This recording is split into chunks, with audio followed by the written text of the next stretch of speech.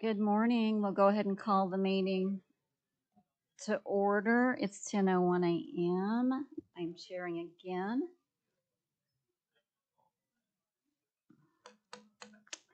Notice of the meeting was properly posted on July 7th. Let's go ahead and do a roll call. Brandy Mertens for District 2. District 1 present. Dawn Castro, District 3.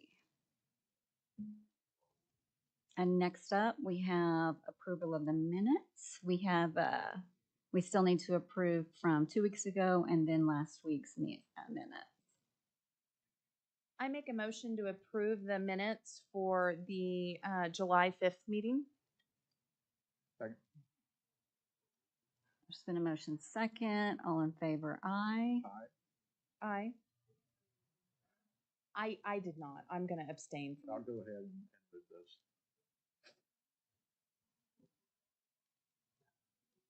Okay, so we have a motion to approve.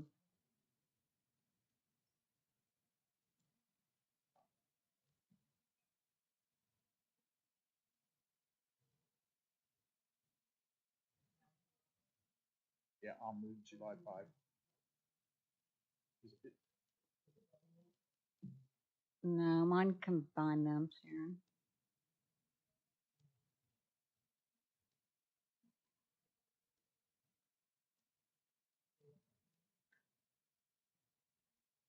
Are we needing me to second on the second round of minutes? Is that what you're asking? Sure. Okay, so we've moved in second in both minutes of June 20th and July 5th. All in favor, aye. And I abstain.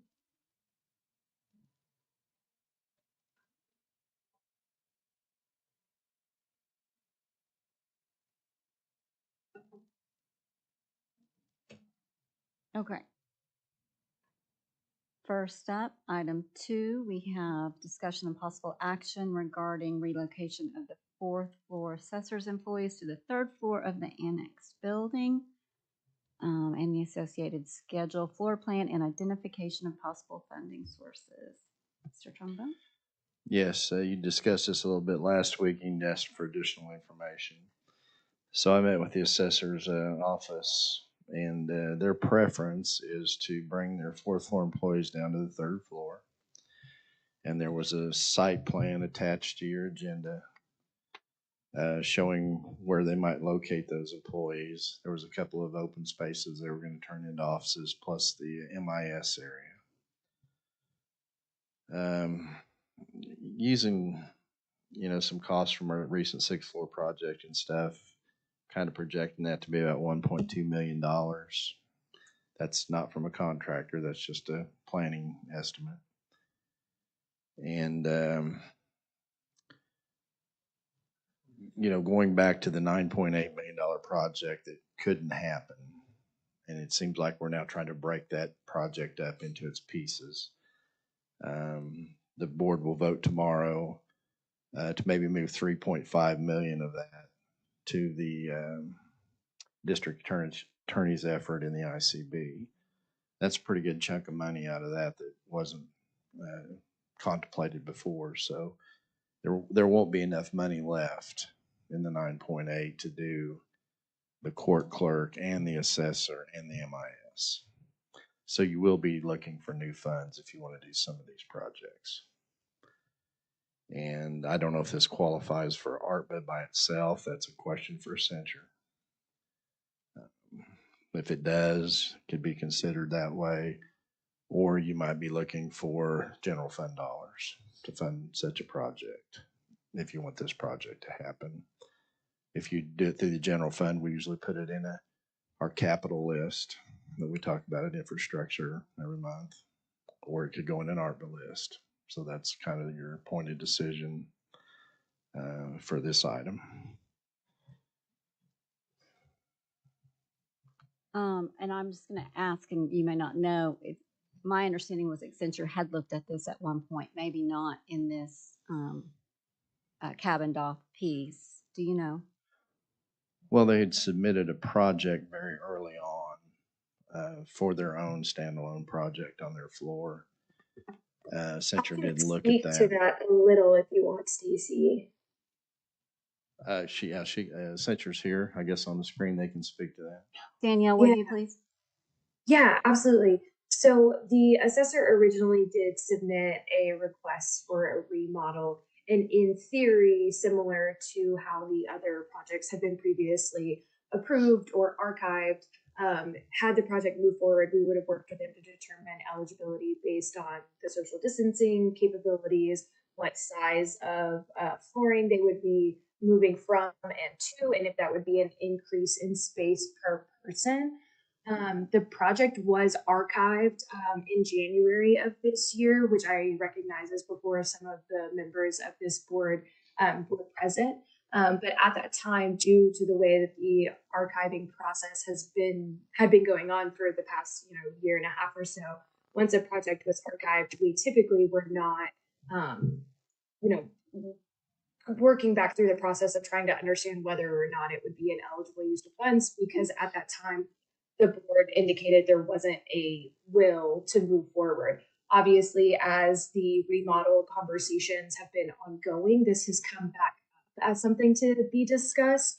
The original submission, I think, was about $3.5 million. So obviously, with Stacy's numbers, we're thinking it could come in at less than that. But to his point, there is limited use of funds. Regarding the eligibility criteria for this specific move, our understanding is that they would not be gaining any square footage from where they are currently at unless they're able to move MIS. And the moving of MIS is not going to be an eligible use of funds because they are already socially distanced. And so we wouldn't be able to fund moving MIS, which means the space that they would be moving into currently, if unable to move MIS, would be a reduction rather than an increase in space, is our understanding, which would not make it support social distancing at this time.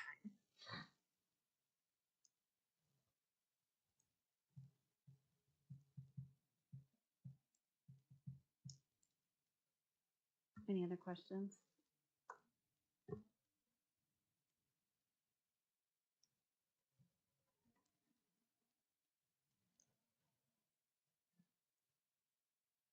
Stacy, this is item 3, but it's associated with what Danielle just said. What's the guesstimate on the MIS move? Well, we can actually purchase the environmental control system, which is where they would house their servers, from state contract. And we have a firm quote on state contract of $573,000. Now we're going to need to hook that up to a chilled water system, and then maybe build out a little bit of office space. I'm talking about the first floors where we're thinking about putting them.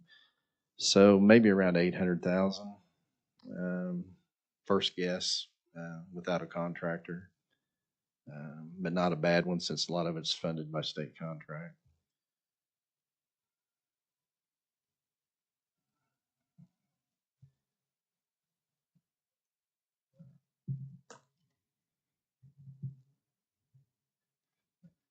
Keith has some additional information on that. He's been working with OG&E. Quite a bit of expenditure in that server room currently where MIS is. We think there's a reasonable savings if we move them out of there and go to the new equipment we can buy off state contract. Keith, you want to talk a little bit about where you're at with that? Is it my understanding that there were rebates available for such? Energy savings Mhm. measures, and the way this has worked in the past, OG&E has actually written us checks. Now, I don't know if that's the case moving forward. When we did the courthouse infrastructure upgrade, we were able to discontinue use of two 50 horsepower motors, and we received a check in excess of $200,000 from OG&E for that energy savings effort. I've talked with Clear Results and our counterparts at OG&E. I've forwarded the data on the Liebert refrigeration systems. Those are the air conditioning systems that keep the server room cool currently. That's 30 tons of refrigeration running 24 hours a day. So if we were able to utilize a chilled water system, chilled water that we already have in the building, we could enjoy a large savings in operational costs, and then I'm certain that OG&E and Clear Results will participate with us. I've not heard back from them yet. I just submitted the data to them last week, but I will reach out to them again.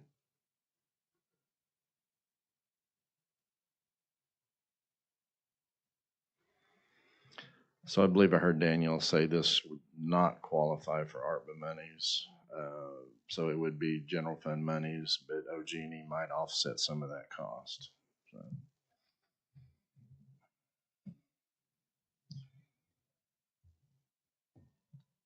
Thank you for wrapping up the answer to my question. Are there any other questions or discussion with regard to agenda item number 2? I do have a question. Danielle, can you tell me, outside of the funds, the ARPA funds that we have set aside to go out into the community as far as the various charities that we have selected, I know that we've been unencumbering some money and kind of going back into the general pot, if you will. Do we have a total as far as what is remaining outside of that? Yes, after community projects, the total is $2,783,044.83.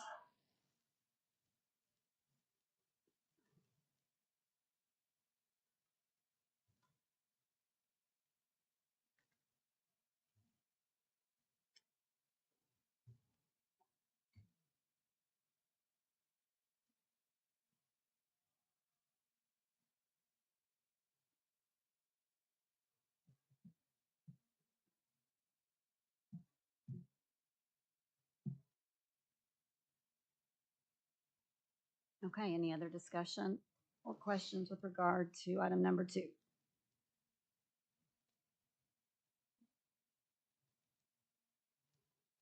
Do I hear a motion with regard to number 2?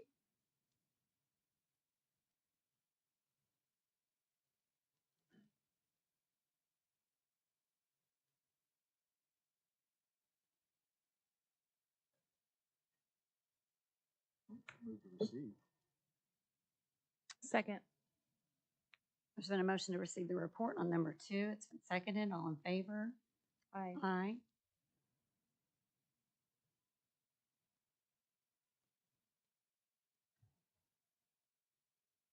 Moving on to number 3. Discussion and possible action regarding the relocation of MIS to the first floor of the annex.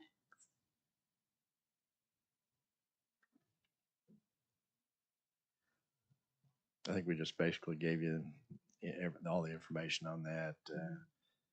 Keith and I like the idea, just standalone by itself for the energy savings operation going forward. Not sure how you would fund the actual cost of the project, but maybe we'd like to put it on the capital improvements list or something like that. How much office space, not for like the server room or what have you for all the equipment, but how much office space will be needed?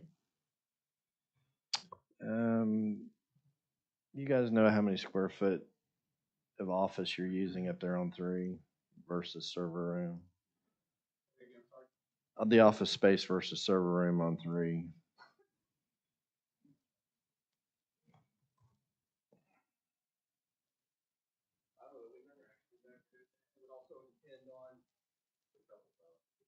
I was gonna guess 2,000 feet, and that's close to what's available on 1. It's Okay. it's not that far off. It's but comparable. a lot of their employees aren't here now on 3. They work remotely, so Right. the same thing would be on 1. If they had to bring all their employees back, they're not going to fit on 3, and they're not going to fit on 1. But they are capable of working remotely, and they have for several years now. Should we limit ourselves to a discussion then of actually locating the server room on this campus? Have we looked at? We haven't looked at other potential locations. areas? We've talked about maybe the Krause Center long term, And but we've never put any costs together. or anything one of the, like that. and maybe it's just me, but one of the concerns with moving it to the first floor is the amount of traffic that is there. And if part of our intent is to help secure that location, having it in one of the highest trafficked areas, immediately adjacent to the curbside, et cetera, is a little bit of concern for me, maybe unfounded, but it is. And given the way that we're moving things around, or maybe moving things around, and it seems that everything creates a domino effect.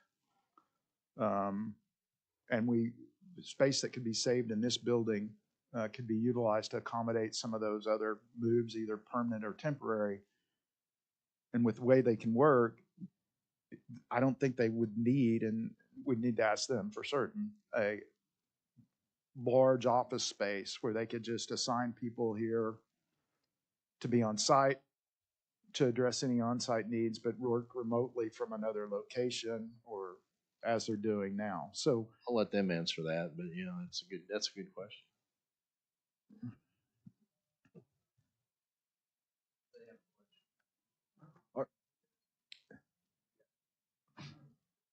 Dane, the first question would be, is it imperative that your data center would be on this site? Imperative? No. Okay. I mean, Is it there's a been, hindrance? we've had discussions, and you know as well as I have, we've had discussions about, at some point, we would like to migrate to the cloud. We're not ready to do that today because we don't have the skill set to make a confident move. But some of the county is already there. Some of the assessor's office is already there. So that can be done. That's an investment. It's an investment in knowledge and financial,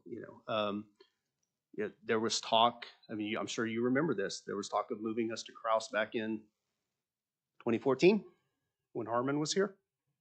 And that was nixed for reasons I don't know. Probably cost.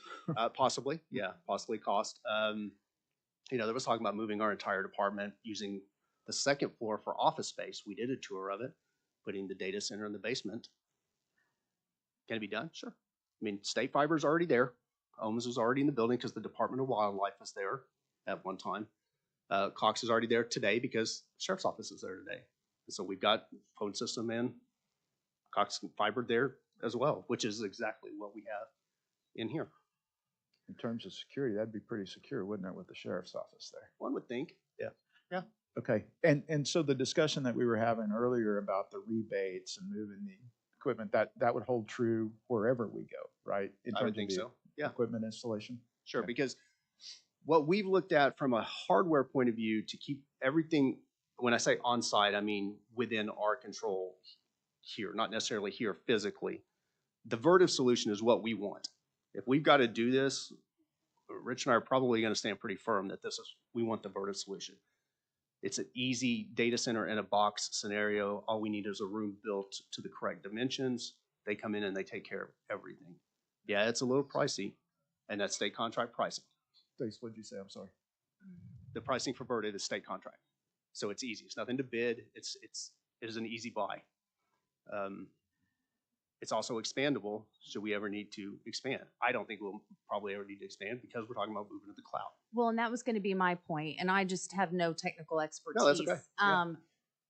The don't have a whole need lot. for the data center, if you were to eventually move to the cloud, is that an optimal thing that you will eventually move to the cloud? We were thinking when we bought new hardware with some ARPA dollars and just regular budgetary dollars, Mhm. the idea was this was hardware that was going to last us 3 to 5 years, and then that's where we were headed. Okay. So we probably wouldn't buy new hardware. The plan was never to buy another round of hardware Right. locally, Okay. whatever locally means. So if you were to eventually move to the cloud, how does that reduce the need for physical space for your data center? All the servers go to the cloud. So you need Server none. storage. Uh Correct. huh. So Right. you would. What the investment changes, Brandy, from local hardware Mhm. to connectivity speed. Sure. Like right now, going out the door, we have a 1 gig connection with Ohms and then like a 300 meg backup with Cox. So Mhm. that technically the internet, for the most part, never really goes down. Right. If we lose a circuit, you never know unless I tell you what happened, Mhm. which way it should be. Okay. To go to the cloud, and we put this on, this was a budget ask for this year. We Mhm. we have a 10 gig project. We need some hardware, we need Mhm. circuits. We have, first step was to move the Ohms connection out of the jail into here, Mhm. which has, the fiber itself is here. We've not actually cut it over, but it is here. That would have to be done. There's some investment there, but those numbers we've already presented. Mhm. It's not an exuberant cost. Now the costs per month go up. Obviously 10 gig is more expensive than 1 gig, as it should be. Right. Right. But Well, and certainly I understand that even though we are eventually moving to the cloud, there will be, ongoing costs associated Mhm. with that. But just looking at the space needed, the Oh, yeah, physical space. space needed. Yeah, our plan when this all started and we brought Vertiv out to do a test and kind of, get a quote and look at things. Ideally we wanted to move to the second floor phone room for the data center. It's just not quite big enough. Mhm. Okay, it's just a little bit short and a little bit narrow to put in what we need. That being said, we still want to put what we call our WAN stuff. Our WAN stands for wide area network. That's, think internet connections, Mhm. things like that, because that's where all our circuits come in anyway. Cox comes into the phone room. Right. Ohms now comes into the phone room. Fiber connections from everywhere else. Mhm. All of that comes in the phone room. Makes sense to put our firewalls, our load balancers, things like that Right. in that room. Mhm. It's well chilled, plenty of room, doesn't need a lot. So we were already thinking about putting that there, even if we move the data center to the first floor and then build the connectivity between the two. I see. And then once we do go to the cloud, that's all we need. Right. It's just the way out the door. Absolutely. Make sense? Yes. Yep. Thank you. Joe Hey. mentioned a security concern with putting you all on the first floor, and I didn't, is there a security concern, or who would do that assessment? There would be, There would be. I mean, unless you close off that entire If public you- face part. if you close off the entire public facing part. Think about, Dawn, have you been to our data center up on 3? I have. You've seen it. Yes. So you know what you have to do to get in, but you also know there's still a row of windows there. Third floor is a little harder to get to in an event Right. than the first floor might be. So I would want to close that off. Okay, thank you. And as far as space goes, it's, we need what we need for the people that we have coming in regularly, which is pretty much what you see if you would walk in on any given day. So anything more than that, you know, if I got to bring more people back consistently, I need more space. But that can be done across too. I mean, like I said, we had looked at the whole second floor, so, or part of the second floor. I was gonna say, there are other possible locations for a server room. 2 parking spots in the parking below this building would put it underground. Space in the basement beneath the courthouse would be a possibility. Also, the vault out at Kraus is a possibility, so we're not limited. And each location has its own set of challenges, but you've got options, I think. If we were to consider the basement as an option, would flooding be a concern? Flooding's always a concern, but that would be a facilities question, not a me question. Flooding happens on 3 too. It does. It does. And for the record, I have worked in environments where our data center was in the basement. So that's actually fairly common. As long as you protect it from the water. Right. Hey, Brandy and P&G team, just to throw another wrench in this ongoing conversation, an actual wonderful and very eligible use of ARPA funds would be migrating to the cloud. So it's something to think about for in the future, potentially using some of these dollars that aren't going towards a community right now or come back from other projects towards preparing for a cloud migration. Additionally, and I can heed and understand the IT department's concern on rushing and not feeling prepared at this moment to jump over to the cloud. You could also use ARPA dollars to bring in a consultant to help upskill with that. Whoever IT might want to work with, it can help, kind of transition to the cloud or teach them some additional skills or help them feel more prepared. Either of those and both of those would be eligible uses of ARPA funds. Just wanted to put that out there as this conversation is going on. Thank you, Danielle. Thanks, Danielle. Any other questions or discussion on this item?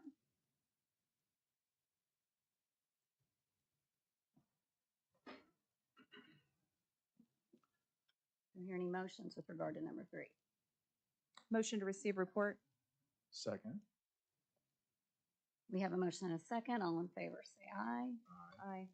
And then additionally, because so much of this is interrelated, and what I think I heard Danielle say is the physical relocation and build out for MIS would not be an eligible expense.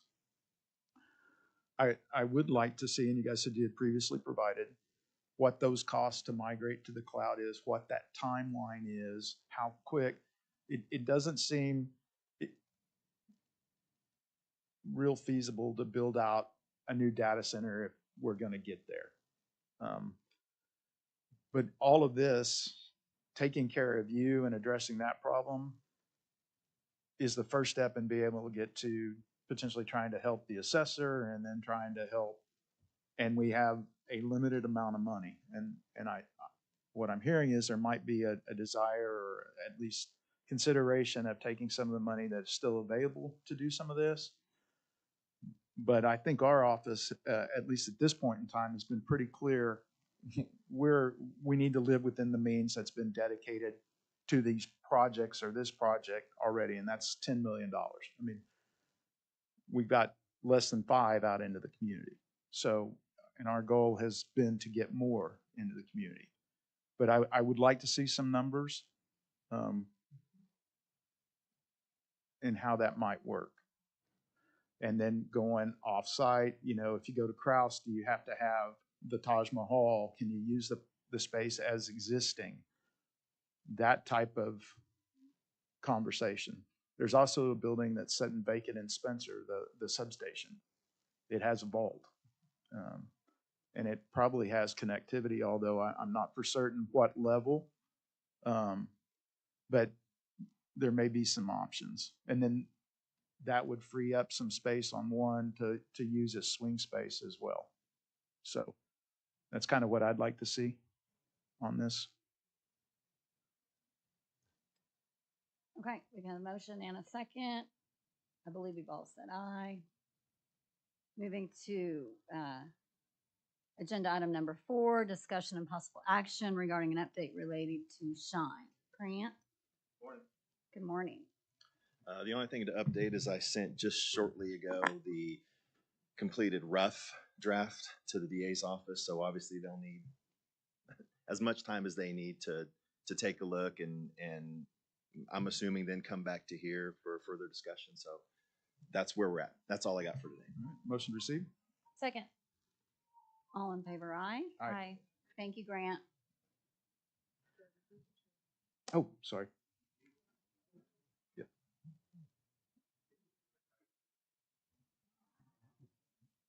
Okay, item number 5, discussion and possible action regarding policies, processes, procedures, and status report relating to oversight and administration of the ARPA funding allocation. Danielle? Yes, hello again. Not too many updates since we are meeting weekly. Things are moving, on schedule, but there's not massive updates from one week to another. One thing that did come up during infrastructure, though, that I do want to call to the board's attention, I'm sure you already know, is that the owner's rep mentioned that the annex jury pavilion is likely not going to move forward, just with the feasibility and capabilities of actually implementing the desired pavilion. It looks like that will not be able to occur. We will meet with them on Wednesday and get a little bit more information on that project and determine if we're in a place where we can bring those funds back to PNG so that they can bring them back to the main 1415 account or not. So hopefully by next week we can have a clear answer on those funds. Originally, that project was authorized at $250,000, so potentially a little bit to play with there. So we'll be tracking that excitedly. The infrastructure team has also updated that there has been a design team selection for the elevator projects. That's really exciting to see those continue to move forward. We are still in need of creating new agreements, contracts, and/or bids for the detention center projects, but you guys are already aware of that. Just, quick reminder. Additionally, things with the community are on the sheet for this week. I'm sure you all got to see that, and it's very exciting. We are showing that those organizations have been authorized some funds. They have not received funds yet and will not receive their funds, as you guys know, until we complete the compliance trainings with them, which will be held when we're on site later this month. Again, as a reminder for you, and if they are watching, we will be doing them on July 25th at 4 p.m. and at 6 p.m. in person. And then we will also do it on the 27th virtually, but we will be emailing them. We've already been talking with some of them, letting them know and then letting us know if they had any conflicts. So excited to get the ball rolling and actually getting the dollars out the door now that we've made our selection. So that's really, really exciting. Additionally, on this list, we are tracking the approval of moving the DA to the ICB building. That's an addition on this project status list as well. If there are any questions, we can get into that on any of the projects now. Any questions for Danielle? No, just related to processes. In order to continue along, you may have seen the agenda. There is a 3-month extension on for the board's consideration tomorrow, because we're still working on some language for the contract that would cover the remainder of the year, and some language related to what costs might be expected going out to the completion. So the only change that the board will see is contract date would be July 1 through September 30, and it would be 3 months worth of payment. So $474,000 is at the same rate currently. So that's for tomorrow, related to our processes. Thank you for that, Joe.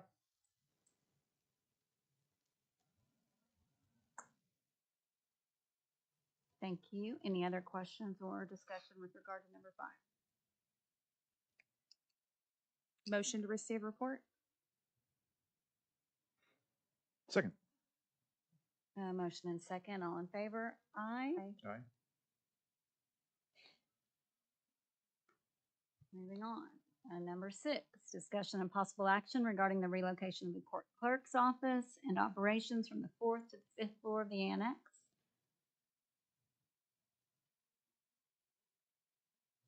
Yes, I think we are just looking for some formal direction here on moving forward with plans. I know that the infrastructure team and the purchasing department need that direction as well in order to renegotiate some of the architectural negotiations and then begin the actual planning and construction phases so that we don't run out of time.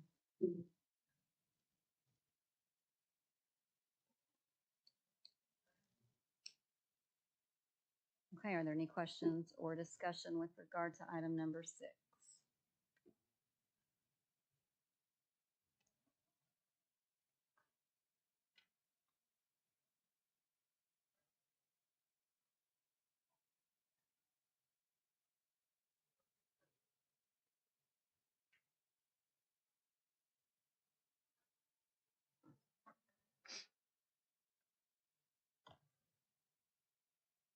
Mr. Trumbo? Yeah, I'll just remind what I always do about the timing. If we're going to do this project, we need a final decision this month, or we're going to run out of time, or we probably can't really accomplish it in the 2024 than the 2026 dates, because the asbestos is kind of a long straw. Well, Stace, we'll know a little more after tomorrow, right? Because the BOCC is going to consider 3.5 Correct, million. yeah, assuming they pass that 3.5 million And then- for that piece tomorrow, which clears the 5th floor for a move over. And we're going to meet next week, and MIS can give us a little more information since they're a part of all of this. Right. Okay. So you got 6.3 million left, assuming the 3.5 goes out.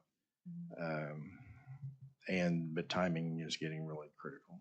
And in order to perhaps speed the process up, written justification will be needed on all of these projects, and working on those ahead of time because the scope has changed would probably be a good idea. Yeah, I On the- agree with that. And Have one for each of the we're trying to get an 3 asbestos contemplated projects. bid together as well, whether we Yeah. pull the trigger or not. I mean, so there's we're things getting that we prepared. there's things that we can be doing in order to put ourselves in a position to move once we know how much money's left. Correct. Okay. When I hear you say written justification, tell us I think I know what you mean, but say The what- federal guidelines require on capital expenditures, and hopefully I'll get this right. If not, Daniel can correct me. Under $1 million is not needed. $1 million to 10 million is one level of justification. I don't believe it has to be included in the report. And then 10 million and above is a complete different type of justification. Right, very good. That's what I thought you meant, but I wanted to confirm. It's all part of the compliance piece and in order to avoid recoupment, which is 120 days unless they change the law, 120 days from notification of Treasury. And so where are we with regard to that for this piece? Danielle, I was directing that at you. Sorry, I didn't say your name. So the written justifications, we do have a framework that we use for all of the written justifications, which is required, to Joe's point, for any project over $1 million. Once a project has an expenditure and the anticipated amount is going to be over $1 million, we do attach the written justification with the annual or quarterly report when it gets submitted, which is in July. At the end of this month, we'll be submitting for June and before. When it comes to written justification, like I said, we have the framework and we can build out each of these. They do take a little bit of time because you have to compare alternatives, which we have certainly done. It just has to be drafted out and put into the correct format. The reason that we don't necessarily have a written justification to present in this moment is because the project keeps changing. To be frank, it was been through many iterations, and it is a little bit of a time-consuming process to put together the written justification. And so, for the projects that we already know have expenditures and have already moved forward, we've been doing those. They're well put together. Things like the ones for the elevators, for instance. Whereas with this project, we had been kind of waiting for a little bit of direction on which pieces were moving. So we weren't writing, 10 different ones that weren't used in the end. Knowing the direction helps us be able to put together the written justifications moving forward. So if we need to work towards 3 different ones, we can certainly do that if that's the will of the board.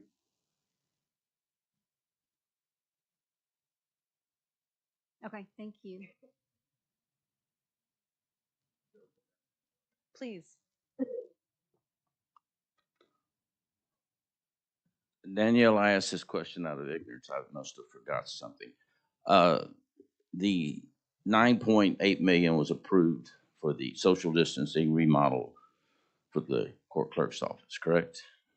No matter where it was, saying fourth floor is just a name. It's wherever it is. It's still for social distancing, correct? That was approved and voted on by the commissioners, also approved. So did I miss that? Were we approved or not approved? So the 9.8 million, yes, has been approved as one large project. It originally started as just the court clerk's remodel, and pieces have been added to it ongoing. To the assessor's point, they had originally submitted an application. It didn't get funding by the board, but then 1.1 was added into kind of the overarching fourth floor remodel that was going on.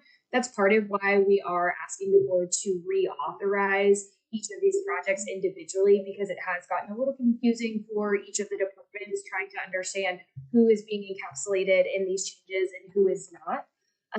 But the point that Joe was making earlier is about that 9.8 threshold being used for any of these projects currently. That is the set of money that has been approved for the social distancing project.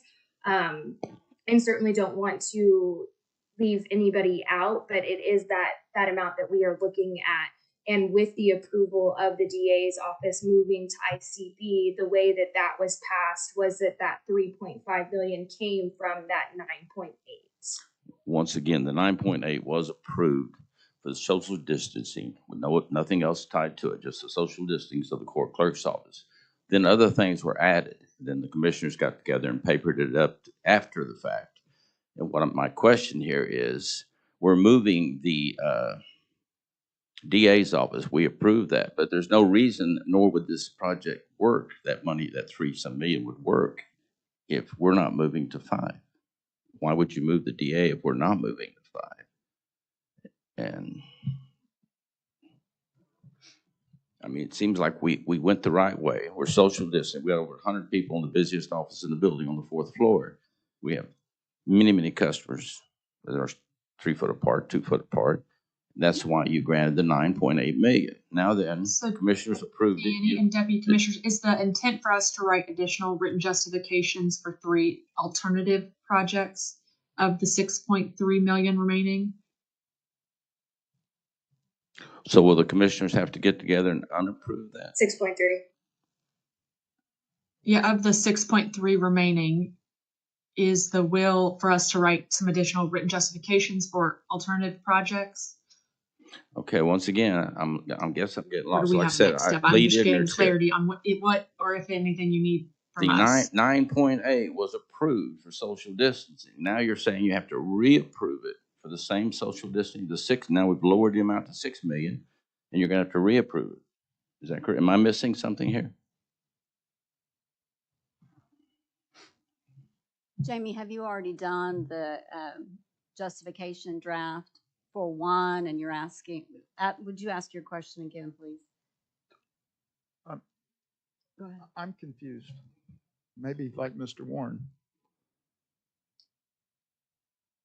Who requested the clerk's office be considered to go to 5? I don't think it was me. Right? I think that figuring out where that came from is probably the genesis of all these steps that, because the original project, to your point, was a fourth floor, but Correct. someone requested, Let me give you a quick chain of Which events. has- We were gonna move our offices over to 4 and 5 in the other building while this remodel took place. We needed the ability to go across because we're constantly going back and forth to the courthouse. So going outside and around would have been a huge inconvenience to lawyers and everyone else. Our employees are paid, so if it inconveniences them, so be it. But people that are already confused getting here, we needed a crossover. So 3 was the only one we had at the time. The only thing available to us was 3. Butch had started a project. My friend Butch had started a project, and he was well on his way. You heard him say that here. And so he did not want us crossing over. So then we put our heads together and come up with 3 or 4 plans. It didn't mean nothing because it was just being discussed. Discussions is, then we bring it to y'all and y'all look at it. But we were all talking. So then the 5th floor came up, and that we cross over the 5th floor. And we thought, okay. I talked to David Prater. He gave me his approval. When the new DA came in, I talked to her. She gave us her approval. Once the engineers looked at it and Keith looked at it, they realized there's a 5-foot distance between the 2 floors. So the cost, it just wouldn't work. So that put us back to finding another way. So then we came up with another way, which was something that was thought up a long time ago. And in 2014 by Stacy was the move us to the 3rd floor. That caused some people weren't happy with that idea, so we disregarded that. So then I think it was Bob Rabbits came up with the 5th floor idea, and they presented it, and it got back to me. And I said, by that time I was whatever, and but that's how it came about. It was a series of things happening. But back to the original that has been approved by ARPA, by the commissioners, was 9.8 for social distancing. And it doesn't really matter what floor, Rose Bay, the name smells the same. If a floor is available, all we're trying to do is space out over 125 people and space out about 15 to 2,000 customers a day to citizens that are coming here for service, for protect their children, for VPOs when their lives have been threatened and they need the ability to come here. I know somebody said it's all about lawsuits, but even there, you're trying to protect your property. So they have business at the Oklahoma County Courthouse with our 35 judges, soon to probably be 37 to 39.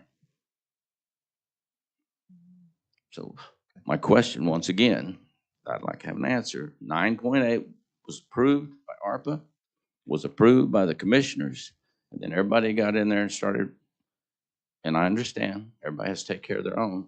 Everybody got in there and started having their needs, and then after that all came about, then it was approved to give them part of that money. Well, what we've done now, and I'm in construction, I'm pretty knowledgeable, we're right at the edge of not being able to pay for this project. So the more, I think if Keith and Stacy can do that one across for a little over $3 million, it'll be a miracle, because they're going to also have to add. I won't go into the details. They know what they have to add and do over there. Same thing on the 5th floor, what we're going to be doing. And it won't be like the 6th floor. That's apples and oranges. 6th floor is mostly sheetrock walls. We're mostly cabinets. Even if you go cheap cabinets, they're very expensive. So where are we at? Is the commissioners going to have to vote to unapprove this project? So it was my understanding from Accenture last week, correct me if I'm wrong, that breaking this discussion into pieces is a means by which enabling us to be more compliant. I think breaking it into pieces, I mean to interrupt you, I apologize. Breaking it into pieces is what got us where we're at now.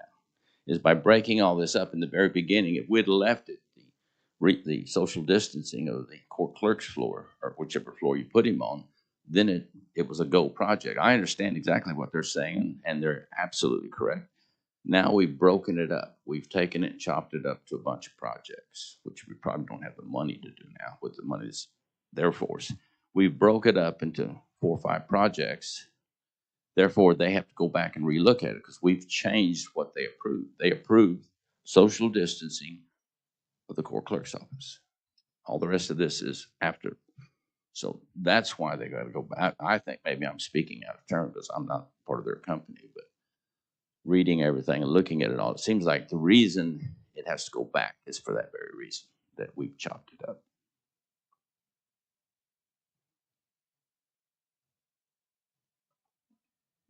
I think the board, it's beyond us.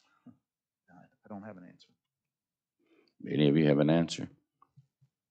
Well, I wanted to, if you don't mind, jump back to Jamie's question earlier about working towards compliance. It's my understanding that one of the reasons we are doing it in this manner is that Accenture recommended this would be an opportunity to shore up the compliance, if you will, and I want to make sure that we are doing that. So Let Century answer us. If Apologies, we hadn't have our broke it up, audio we is hadn't a have broke it up bit into off. projects, we were approved. I'm So I'm sorry. sorry if I'm interrupting. We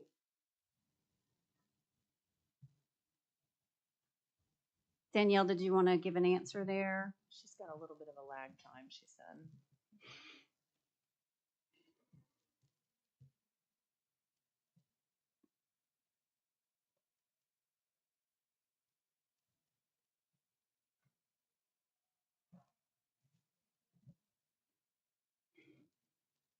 Danielle, did we lose you? She's watching on YouTube, so there's a little bit of a delay, apparently. I'll sit down and wait for her answer. all right. I'm speaking into a void. Apologies. Hopefully, we haven't gotten too far. Our WebEx audio is not connecting with what is going on the YouTube stream right now. So apologies again. In regards to approval of the initial project, to everyone's point, it has taken on very many iterations of the project. And because it began to expand in so many ways, we are bringing it back to the board intentionally because we want to make sure that what we move forward with, everybody has a full understanding on whether it is a court clerk moving, or if it is an assessor moving, the DA moving. We are breaking it out into these individual pieces. One, for compliance, yes, this makes it far more compliant because it is preventing any level of domino effect, and rather it is a per project social distancing need, which is very, very important. Whereas the way that it was going, everything was kind of being bundled into one, and it was becoming very unclear. And frankly, the eligibility was becoming weakened in the way that that project was growing. So now that is why we are asking the board to reauthorize each of these individual projects in this manner, which is the action that started last week when the board went ahead and authorized the DA's office to move to ICP. So out of that 9.8 that was even originally set aside for any level of remodel within any of the departments, we are sitting at 6.3 that is now remaining. So whether that is split between the assessor's office or if it all goes to the court clerk or however the board decides to divvy it up, that is the funding amount that we are looking at. And we are looking at asking that each individual project be authorized on its own and with its own integrity to prevent these ongoing conversations that have kind of escalated and have left some offices feeling like they've been left out, or some offices feeling like they are losing what they were originally allocated, since it had grown in such a way. So in breaking it out, this allows us to prevent any of that moving forward and can make sure that each of these projects stays within their buckets and for the offices that it is intended for.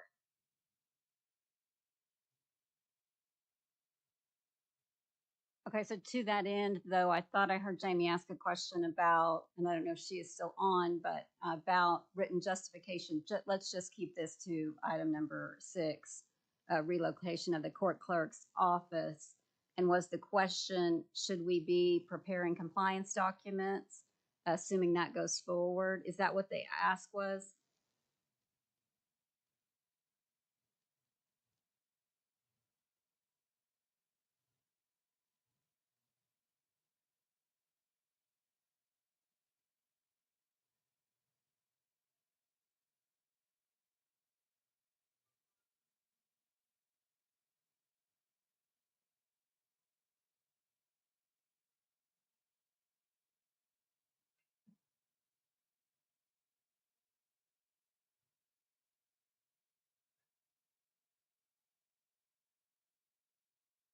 Yes, I think that the ask on our end is if it is the will of the board to move forward with moving the court clerk's office to the fifth floor, that they work towards approving that project or authorizing that project in such a way, and we will begin working on the written justification to support that. Similarly, as we are doing with the DA move to ICB as well. And if we need to create an additional written justification for other projects, we can do that as well. Just looking for direction on which offices to be considering and where their moves would be going to, so that we can build that into the justification. Understood. And let's just keep it to this agenda item for the moment. Do we have further questions or discussion as to agenda item number 5? Or excuse me, 6.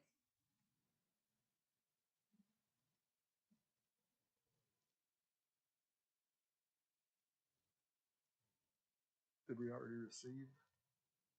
No, we've taken no motion, I believe, no action on. Motion to receive the discussion to date. Second. Okay, there's been a motion and seconded. All in favor? Aye. Aye. Aye. And then, as I stated earlier, I think we'll have some more clarity pending the outcome of tomorrow's VOCC.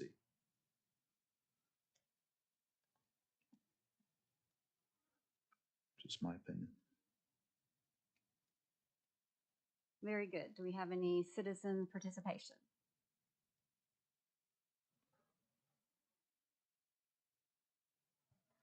Board comments? No, thank you. Joe, board comment? No, thank you. None for me. Do I hear a motion to adjourn? So moved. Second. All in favor? Aye. Aye. We're adjourned.